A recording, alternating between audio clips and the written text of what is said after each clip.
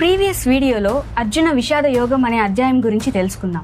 ఈ వీడియోలో సాంఖ్య యోగం అనే అధ్యాయం గురించి తెలుసుకుందాం. మరి ఇంకెందుకు ఆలస్యం, లేట్ చేయి. సంజయుడు ధృతరాష్ట్ర మహారాజుతో ఇలా చెప్తున్నాడు. మహారాజా, తన బంధువులందరినీ చూస్తూ బాధపడుతున్న అర్జున్ని చూసి కృష్ణుడు ఇలా చెప్తున్నాడు. అర్జున, యుద్ధానికి సిద్ధమైన నువ్వు స్వర్గం గురించి ఆలోచించకుండా అపకీర్తికి కారణమైన ఈ దుఃఖం నీకు ఎలా కలిగింది? నీలాంటి వానికి పిరికితనం మంచిది కాదు. ఇలాంటివన్నీ ఆలోచించడం మానేసి పైకి లేచి యుద్ధానికి సిద్ధం అవ్వు అని చెప్తాడు. అప్పుడు అర్జునుడు, కృష్ణ, నేను భయపడి యుద్ధం చెయ్యను అని చెప్పడం లేదు. ఇది అధర్మం, అన్యాయం. భీష్మ ద్రోణుల వంటి వాళ్ళని ఎదిరించి నేను ఎలా యుద్ధం చేయగలను? ఈ యుద్ధం చేయడం మంచిదా లేకపోతే యుద్ధం చేయకుండా మానేయడం మంచిదో అర్థం కాకుండా ఉన్నాను. పైగా యుద్ధంలో మనం గెలుస్తామో లేకపోతే వాళ్ళు గెలుస్తారో కూడా తెలీదు.